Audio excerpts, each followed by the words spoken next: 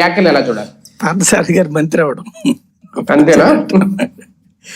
పార్థసారథి గారు లాంటి వాళ్ళు మంత్రి అయ్యారు. అప్పుడు మంత్రి అయ్యారు, ఇప్పుడు మంత్రి అయ్యాడు. ఆయనకేం పోయే నష్టం ఎందుకు వచ్చిందో అర్థం కాలేదు. అప్పుడు ఇవ్వలేదు మంత్రి పదవి ఆయనకి. అంతకుముందు ఉంది మంత్రి పదవి కాంగ్రెస్ టైంలో.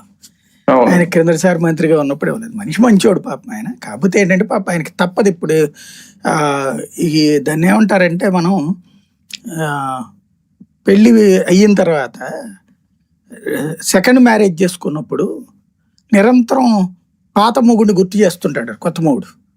అందుకని నేను పాత మొగుడిని మర్చిపోయాను బాబు, నీతోనే కాపురం చేస్తున్నానని గుర్తు చేయాలి ఎప్పటికప్పుడు కొత్త మొగుడికి. అట్లా ఉంటుంది రాజకీయాల్లో.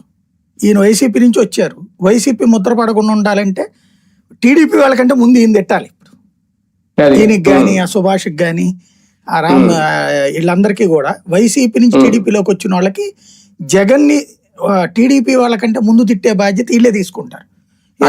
పార్టీ ప్రూవ్ చేసుకోవాలి అక్కడ, తప్పదు పాపం అది.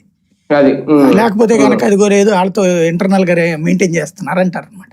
అక్రమ సంబంధాలు అంటగడతారని ముందుగా మాట్లాడుతుంటారు. అంత మించి ఏముండదు. అదే నిజమైతే కనుక ఈయన పాదయాత్ర తర్వాత నా ప్రభుత్వంలో ఎమ్మెల్యేగా ఎందుకు పోటీ చేయడం, ఆ రోజున గెలవడం ఎందుకు, ఇవన్నీ జరిగినాయి కదా ఆయనకి కూడా.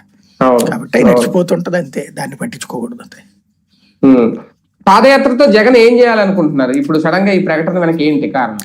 ఏముంటది, ఇంట్లో ఖాళీ కూర్చోలేరు కదా ఎవరో కూడా. ఇక్కడ బేసిక్ గా ఏంటి, రాజకీయ నాయకుడు అనేవాడు ఖాళీ కూర్చోకూడదు, జనంలో తిరుగుతుండాలి. ఇప్పుడు చంద్రబాబు గారు ఇదివరకు ఏదో ఒకటి బస్సు యాత్ర నేను లేకపోతే కొన్ని ఏరియాల్లో సభలు పెట్టడాలు ఇట్లాంటివి చేశారు కదా.